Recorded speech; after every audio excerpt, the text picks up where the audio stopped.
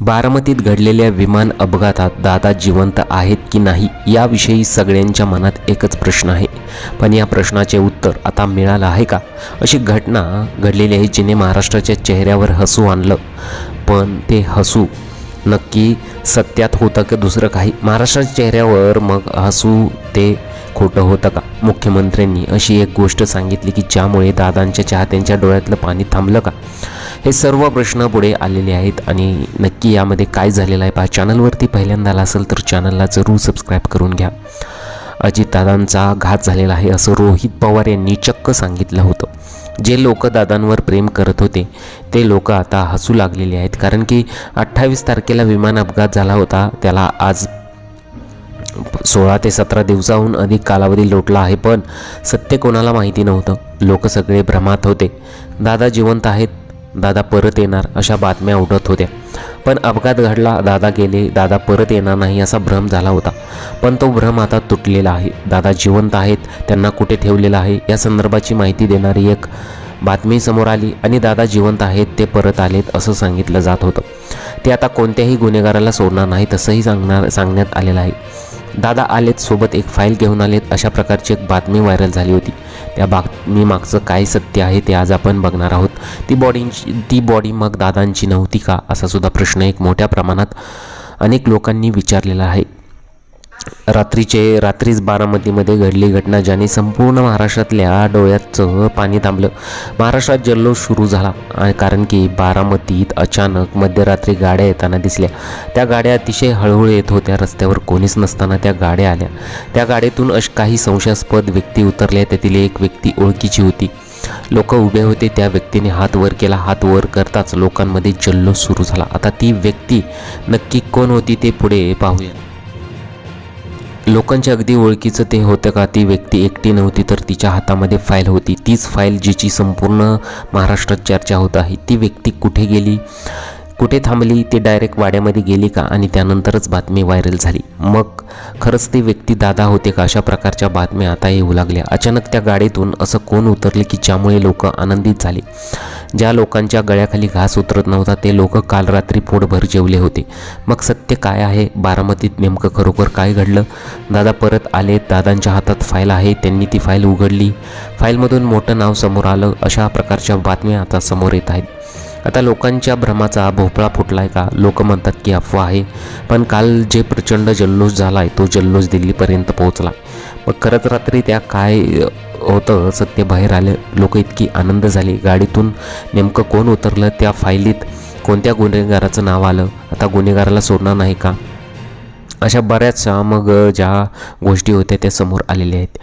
एक नाव ज्याच्या भोवती अनेक दिवसांपासून संकट होती, एक व्यक्ती जो संपला, त्याची दुर्दैवी अंत झाला अशी माहिती प्रसारित होत होती. पण तीच व्यक्ती आज अचानक जिवंत उभी राहिली. जेव्हा ती रात्री काही गाड्या बारामतीच्या दिशेने निघाल्या होत्या, रस्त्यावर कोणीच नव्हतं. कार्यकर्त्यांच्या डोळ्यात पाण्याचा ओलावा होता. पण अचानक या गाडीतून काही लोक उतरले. त्यातील व्यक्ती ही लोकांच्या ओळखीची होती, ज्याने कार्यकर्त्यांच्या डोळ्यातलं पाणी थांबवलं. जल्लोषातलं वातावरण सुरू झालं. तोच व्यक्ती दुसऱ्या दिवशी त्यांच्याकडे पाहिलं तर हातात ती फाईल होती. ती फाईल घेऊन ती व्यक्ती वाड्यातून निघून गेली. सोशल मीडियावरती मग अशा अफवांचा प्रचंड धुमाकूळ सुरू आहे. या सगळ्यांच्या पार्श्वभूमीवर एक अचानक घटना घडली जिथे नियतीने डाव बदलून गेलेला आहे. आणि तो डाव कोणता आहे ते आज आपण बघणार आहोत. आणि दादांचा हा अफवांचा स्फोट, खरंच दादा परत आलेत की नाहीत हे तुम्हाला आता पुढे व्हिडिओमध्ये कळेलच. जेव्हा गोष्टी सगळ्यासमोर येत असतात तेव्हा पण अचानक गाडीतून उतरलेला व्यक्ती पाहता क्षणी सगळ्यांच्याच डोळ्यातलं पाणी कसं थांबलंय? दादांच्या मृत्यूच्या दारातून कसे परत येऊ शकतात? खरं तर हा प्रश्न, पण या प्रश्नामागचं सत्य त्यापेक्षाही धक्कादायक आहे. ही घटना जी एका नेत्याची नाही, जर जनतेच्या आणि सर्वसामान्यांच्या आशीर्वादाची ताकद आहे. खरंच हा चमत्कार म्हणावा की दुसरं काही तर. कारण की अचानक गेलेली व्यक्ती गाडीतून डायरेक्ट कसे उतरले? त्याच्या हातात असते ती फाईल, त्यामुळे लोकांच्या डोळ्यातले अश्रू थांबतात. काही दिवसांपूर्वी महाराष्ट्रात शोकसागरात बुडाला होता, पण अचानक सगळाच शोकच महाराष्ट्र विसरला. त्या रात्रीचं गूढ सत्य नेमकं काय आहे? गाडीतून कोण उतरलं मग ते पहा. दादाच्या संदर्भात अघटित घडलंय. लोकांच्या मनात शंका आणि भीती होती. डोळ्यात पाणी होतं. बारामतीचा तो बंगला, दादांचं निवासस्थान जिथे कार्यकर्त्यांनी गर्दी केली होती. गर्दीत स्मशान शांतता पसरली. पण पुन्हा हा काळ रात्र उलटला गेलाय. एक व्यक्ती ज्याने येता क्षणी डोळ्यातलं पाणी पुसलं. दादा पाहिल्यानंतर उपस्थित असलेल्या लोकांच्या अंगावर रोमांच आला. ज्या दादा मनातून गेले होते, दादा सही सलामत कसे बाहेर आले कोणाचाही भरोसा बसत नव्हता. पण वस्तुस्थिती लोक हसू लागले. काल मध्यरात्री हा प्रसंग घडला. अचानक रस्त्यावर एक गाडी येऊन थांबली. त्या गाडीकडे पाहून कोणालाही अंदाज आला नाही की आतमध्ये कोण आहे, कारण की गाडीसोबत कोणताही तापा नव्हता. अचानक त्या गाडीतून एक व्यक्ती खाली उतरली. लोकांच्या गर्दीत सन्नाटा बसला, जणू काही काळ थांबला आहे. या शांततेचा भंग झाला एक जयघोषात. अचानक एक व्यक्ती समोर आल्यामुळे अक्षरशः लोकांचा जयघोष सुरू झाला.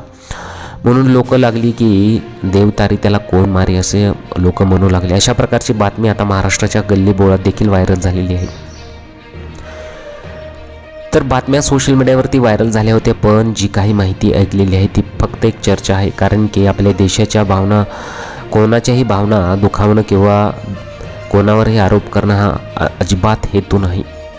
तुमच्यापर्यंत पोहोचलेली ही माहिती कदाचित हे सत्य वेगळं असू शकतं. व्हिडिओमध्ये आपण जे काही ऐकलेली माहिती आहे ही एक अफवा असू शकते अशी शक्यता आहे. काल बारामतीमध्ये काही गुप्त हालचाली घडल्याच्या बातम्या सोशल मीडियावरती व्हायरल झाल्या होत्या. आपण जी माहिती ऐकलेली आहे ती फक्त एक चर्चा म्हणून पहा, कारण की आपल्या कोणाच्याही भावना दुखवणं किंवा कोणावरही आरोप करणं हा आमचा अजिबात हेतू नव्हता. कारण की सत्य काहीही असू शकतं, ते बदलू शकतं. आणि दादा जिवंत आहेत, दादा परत आले, आता कोणालाही सोडणार नाही. बारामतीचा सिंह पुन्हा परत आलाय. आपल्या सोबत भ्रष्टाचारी लोकांचे मुखवटे फाडण्यासाठी फाईल घेऊन आलाय. मग असे आशयाचे पोस्टर जे आहेत, अशा ज्या काही व्हायरल बातम्या आहेत त्या खरोखरच सत्य पडताळणं खूप गरजेचं आहे. कारण की सोशल मीडियावरती अशा प्रकारच्या भयंकर बातम्या व्हायरल होत आहेत आणि दादा परत आलेले आहेत हे बोलणं खूप चुकीचं आहे. कारण की त्यांच्या घरच्यांनी असं सांगितलेलं आहे, कुटुंबाने असे सांगितलेलं आहे की DNA चाचणी केल्यानंतरच आम्ही तो मृतदेह स्वीकारला होता, त्यामुळे दादा परत येणार आहेत असे आशयाचे बॅनर किंवा अशा प्रकारचे सोशल मीडियावरती जे काही चालवलेलं आहे ते त्वरित थांबवलं गेलं पाहिजे असेच लोकांची प्रतिक्रिया येत आहेत. मग बारामतीतून जे दृश्य समोर येत आहे त्यावर कोणाचाही विश्वास बसत नव्हता आणि त्यावर विश्वास ठेवूसुद्धा नाही, कारण की या अफवा असू शकतात. जर दादांसोबत काही घातपात झाला असेल तर ते लवकरच पुराव्यांसकट समोर येईल. कारण की ब्लॅक बॉक्समधून जे काही पुढे येईल तेच आता पकडलं गेलं जाईल. म्हणजेच ब्लॅक बॉक्समधून जी काही माहिती येईल ती माहिती अंतिम ठरेल आणि त्यानंतरच जे काही दोषी असतील त्यांच्यावर कारवाई केली जाईल. तर तुम्हाला या घटनेबद्दल काय वाटतं? तुमच्या प्रतिक्रिया मला कमेंट बॉक्समध्ये जरूर कळवा.